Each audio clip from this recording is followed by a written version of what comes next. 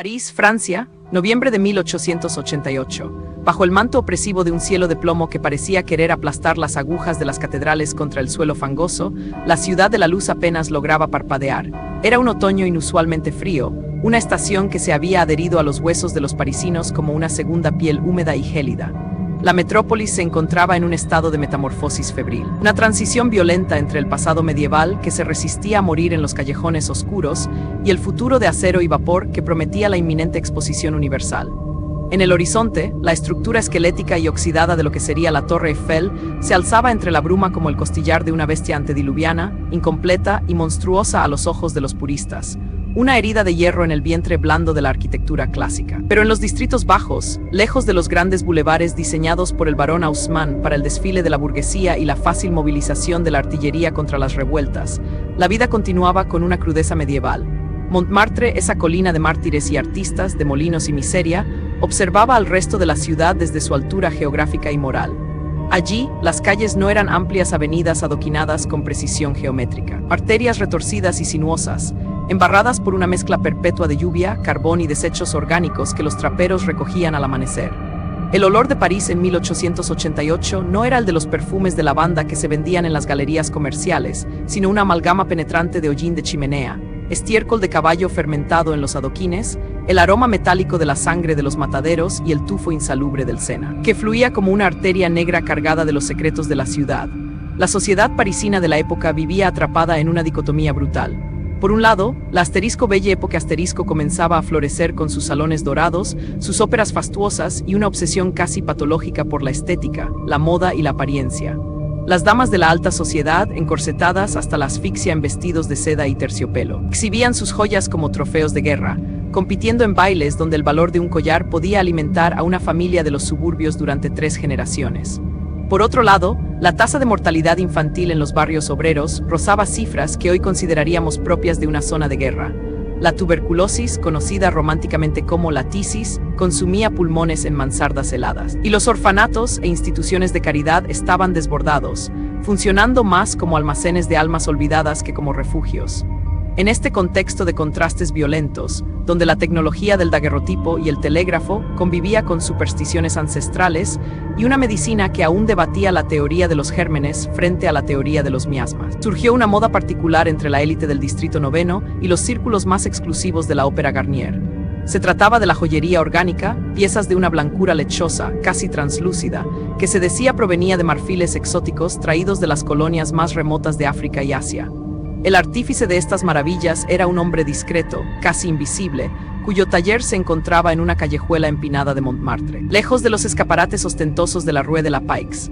Esta es la historia de cómo la vanidad de una clase social llegó a portar, literalmente, la muerte alrededor de sus cuellos, y de cómo el inspector Lucien Delacroix, un hombre cuya alma había sido erosionada por décadas de servicio en la Sûreté, descubrió que el brillo más puro a menudo esconde la oscuridad más profunda. Los registros de este caso permanecieron sellados durante más de 70 años en los archivos de la Prefectura de Policía, clasificados bajo el eufemismo administrativo de irregularidades en el comercio de materiales óseos, ocultando tras esa burocracia una de las profanaciones más macabras del siglo XIX.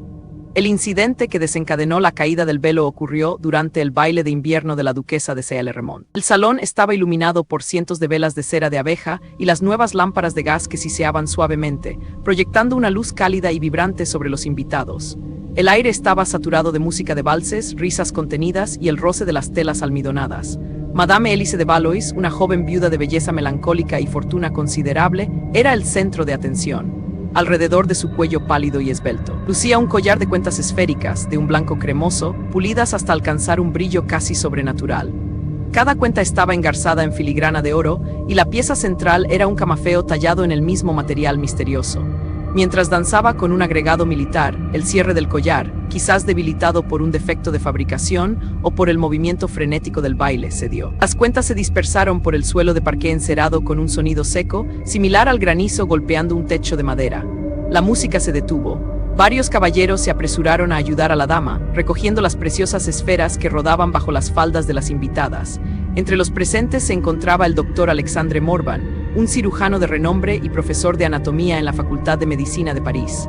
Morvan, un hombre de ciencia observador y meticuloso, se agachó para recuperar la pieza central, el camafeo, que había rodado hasta detenerse cerca de su bota de cuero lustrado. Al levantar la pieza y examinarla bajo la luz de una lámpara de gas cercana, su ceño se frunció. La textura del material no se correspondía con el marfil de elefante, que presenta un patrón característico de líneas cruzadas conocido como líneas de Schreger. Tampoco era hueso de ballena ni porcelana. El doctor sacó de su bolsillo una pequeña lupa de joyero, una costumbre excéntrica que le había ganado fama de curioso impertinente, y observó la fractura en el reverso del camafeo, que se había astillado ligeramente al caer. Lo que vio le heló la sangre más que el aire nocturno de noviembre. En la estructura interna del material, visible gracias a la rotura, no había la densidad uniforme del marfil. Había túbulos, canales microscópicos dispuestos en una estructura radial inconfundible para alguien que había diseccionado tantos cadáveres como él. Y en el centro de la pieza tallada, apenas visible, quedaba el remanente de una cavidad pulpar, ahora rellena con una resina dorada para ocultar su vacío. No era marfil, no era piedra, era un premolar humano. Un premolar humano de un tamaño considerable, tallado y pulido hasta perder su forma original, pero conservando su esencia anatómica. El doctor Morvan alzó la vista hacia Madame de Valois, quien sonreía agradecida mientras recuperaba sus joyas, y sintió una náusea profunda. La alta sociedad de París no llevaba marfil exótico. Llevaba restos humanos pulidos contra su piel perfumada. El inspector Lucien Delacroix se encontraba en su oficina de la Sûreté, en el Quai des Orfebres, contemplando cómo la lluvia trazaba caminos erráticos en el cristal sucio de la ventana. A sus 55 años, Delacroix era un hombre que parecía tallado en la misma piedra gris de los edificios parisinos. Su rostro era un mapa de arrugas profundas, surcos excavados por años de insomnio y tabaco negro. Llevaba un bigote espeso, canoso y manchado de nicotina en las puntas, que ocultaba una boca acostumbrada al silencio.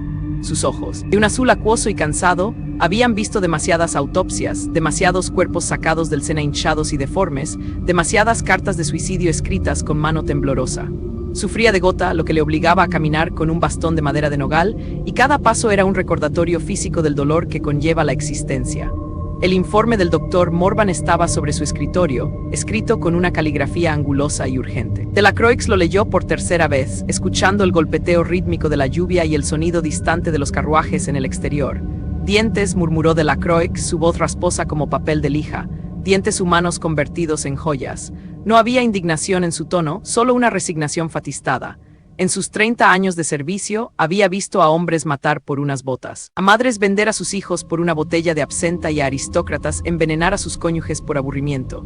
La capacidad humana para la depravación ya no le sorprendía, lo que le molestaba era la sofisticación de la misma. Se levantó con dificultad apoyando su peso en el bastón y se colocó su abrigo de lana pesado, impregnado del olor a tabaco frío y humedad. Ajustó su sombrero hongo y salió a la noche parisina. Su destino era Montmartre. La dirección del joyero, proporcionada por la avergonzada Madame de Valois tras una discreta pero firme presión policial, era *L Rue des Martyrs. El viaje en coche de punto hasta Montmartre fue una transición sensorial.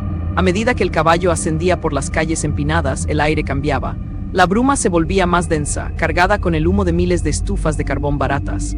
Las luces de gas escaseaban, reemplazadas por la oscuridad de callejones donde las sombras parecían tener vida propia. El sonido de los cascos sobre los adoquines irregulares resonaba como disparos secos en el silencio de la noche. Delacroix bajó del carruaje a unas calles del taller. Quería caminar, quería sentir el barrio antes de entrar en la guarida del lobo. El frío le mordía las articulaciones, pero lo ignoró. Caminó despacio, observando. Las casas aquí eran altas y estrechas, con fachadas desconchadas que parecían llorar humedad. Pasó junto a una taberna de donde salía el sonido de un acordeón desafinado y risas borrachas, un contraste grotesco con la solemnidad de su misión. Llegó frente a *L. La fachada era discordante con el entorno. La madera estaba pintada de un negro brillante, impecable, y el escaparate de cristal estaba tan limpio que parecía invisible. En su interior, sobre pedestales de terciopelo rojo sangre, descansaban 3 piezas, un broche, un anillo y una peineta. Todas brillaban con esa blancura lechosa, espectral, bajo la luz de una única lámpara de aceite situada estratégicamente. Al empujar la puerta, una campanilla tintineó con un sonido cristalino, demasiado alegre para el lugar. El interior de la tienda olía a cera de muebles, a esencia de clavo y a algo más. Algo sutil y mineral, como el polvo de tiza que flota en un aula escolar, pero más denso. Era el olor del hueso trabajado. El silencio en el interior era absoluto, como si las paredes forradas de tela absorbieran cualquier sonido del mundo exterior. Detrás del mostrador de caoba pulida apareció un hombre. No era el anciano encorvado que Delacroix esperaba. Era un hombre de unos 40 años, delgado, con dedos largos y pálidos que parecían arañas blancas sobre la madera oscura. Vestía un chaleco de brocado impecable y una camisa blanca almidonada. Su rostro era lampiño, suave, casi infantil, pero sus ojos eran dos pozos de oscuridad inteligente y fría. «Buenas noches, caballero», dijo el joyero, con una voz suave, modulada, carente de cualquier acento regional. Era la voz de alguien que se había inventado a sí mismo. «Soy Monsieur Valmont. ¿En qué puedo servirle? ¿Busca un regalo para una esposa?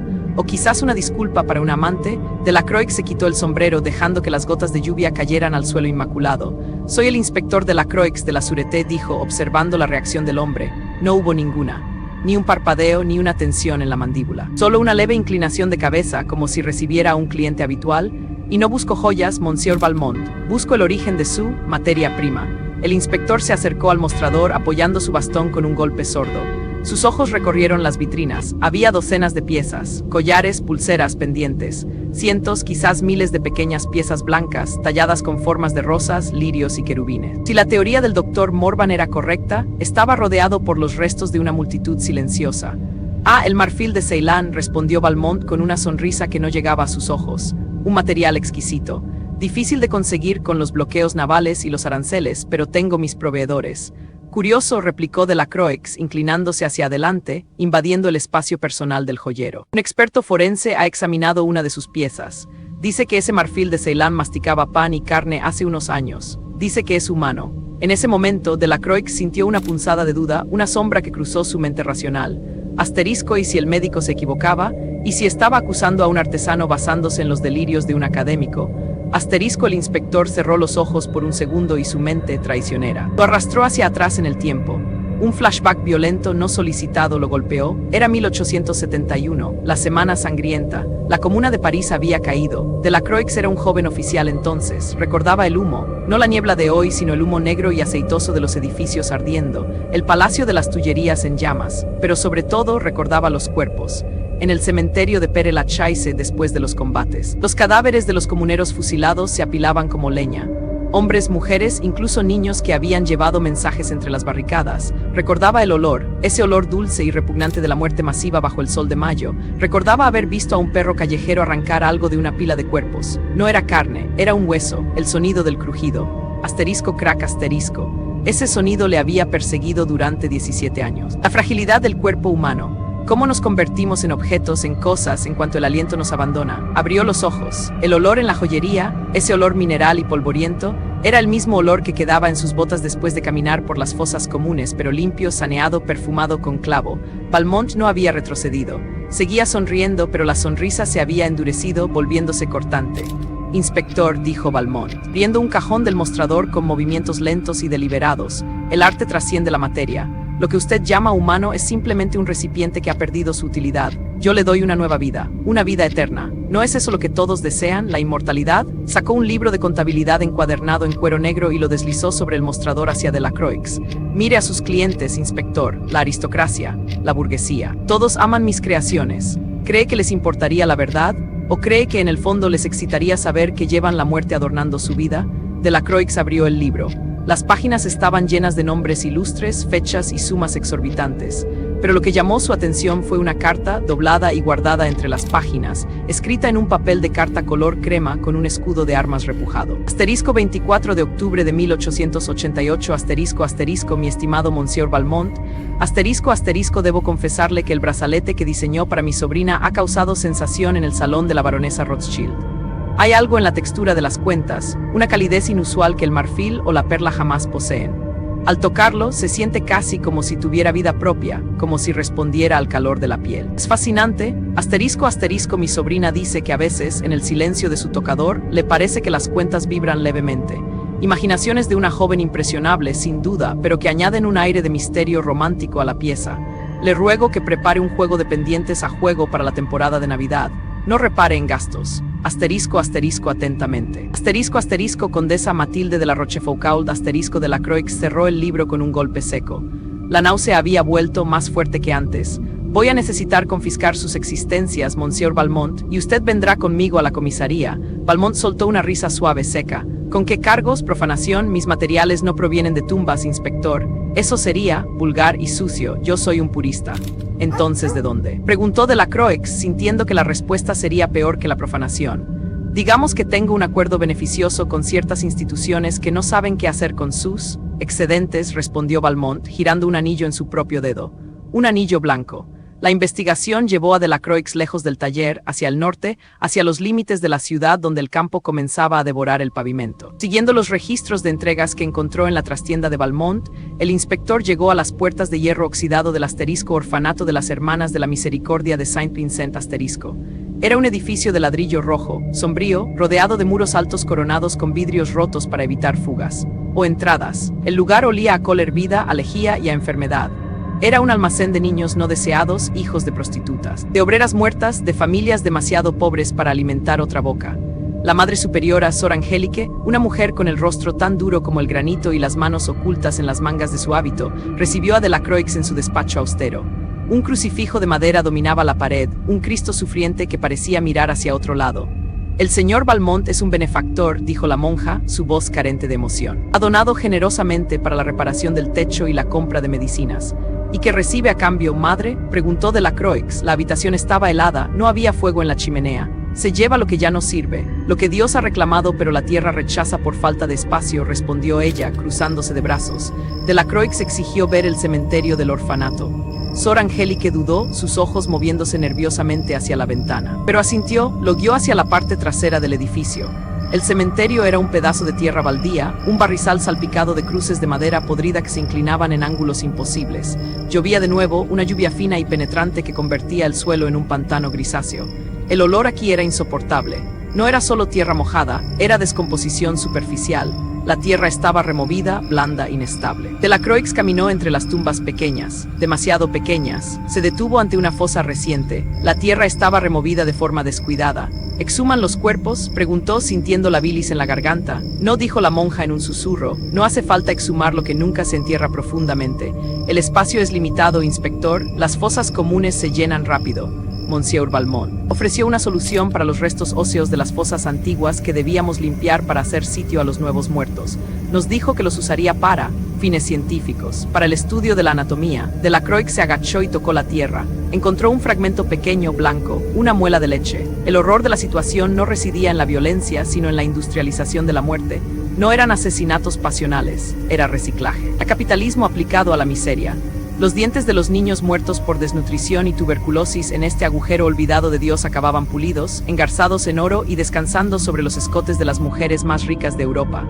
En ese momento, bajo la lluvia, Delacroix experimentó una sensación de vértigo. Cerró los ojos y por un instante no estuvo en el cementerio. Flashback. Era 20 años más joven. Estaba en su propia casa. Su esposa Marianne estaba sentada en el sillón llorando en silencio. En sus manos sostenía un pequeño zapato de cuero. Su hija Sofía había muerto 3 días antes de fiebre escarlata. Delacroix recordaba la impotencia. Recordaba al médico diciendo no hay nada que hacer. Recordaba el pequeño ataúd blanco saliendo de la casa. Y recordaba el pensamiento oscuro, terrible, que tuvo al ver bajar el ataúd a la tierra, asterisco se va, todo lo que ella era. Su risa, sus manos, se va a pudrir en la oscuridad, asterisco. Había deseado conservar algo, un mechón de pelo, un juguete, cualquier cosa para negar la finalidad de la muerte. Volvió al presente. Valmont había pervertido ese deseo humano de permanencia.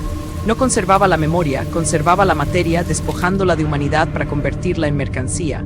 Delacroix se levantó, limpiándose el barro de las manos con un pañuelo. Necesito los registros de defunción de los últimos 5 años, ordenó a la monja, y voy a necesitar una pala. Las horas siguientes fueron una pesadilla burocrática y física. Delacroix, con la ayuda de 2 agentes que habían llegado desde la comisaría local, comenzó a documentar la magnitud del horror. Encontraron sacos de arpillera en un cobertizo de herramientas, sacos llenos de mandíbulas, mandíbulas pequeñas, frágiles, algunas aún con restos de tejido seco.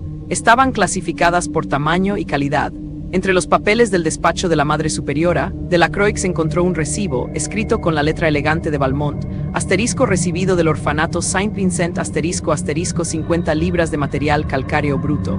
Asterisco, asterisco pago, 200 francos para el fondo de la capilla. Asterisco, asterisco fecha, 15 de septiembre de 1888. Asterisco material calcáreo bruto, así llamaban a los restos de los niños. Delacroix regresó a París con las pruebas. La ciudad seguía igual, indiferente, brillante bajo la lluvia, pero para él cada luz de gas parecía un ojo acusador. La detención de Valmont no fue dramática. No hubo persecución por los tejados ni disparos. Cuando Delacroix y sus hombres entraron nuevamente en asterisco L-Eclat Eternel asterisco, encontraron al joyero en su taller, situado en el sótano. La descripción de aquel taller quedaría grabada en los informes policiales como una de las escenas más perturbadoras de la historia criminal francesa. La habitación estaba impolutamente limpia, alicatada con azulejos blancos como un quirófano. Había grandes ollas de cobre sobre quemadores de gas, donde el agua burbujeaba suavemente. El olor era intenso, químico, peróxido de hidrógeno y lejía utilizados para blanquear los huesos y eliminar cualquier mancha de la vida anterior. Sobre la mesa de trabajo, alineadas con precisión milimétrica, había hileras de dientes, incisivos, caninos, premolares, molares, cientos de ellos. Algunos estaban en bruto, amarillentos y manchados de tierra. Otros estaban en proceso de tallado, con pequeñas virutas blancas cubriendo la mesa como nieve, y otros ya estaban pulidos, brillantes, listos para hacer joyas. Valmont estaba sentado, trabajando en una tiara con una lupa monóculo en el ojo derecho. Estaba limando un canino con una delicadeza reverencial.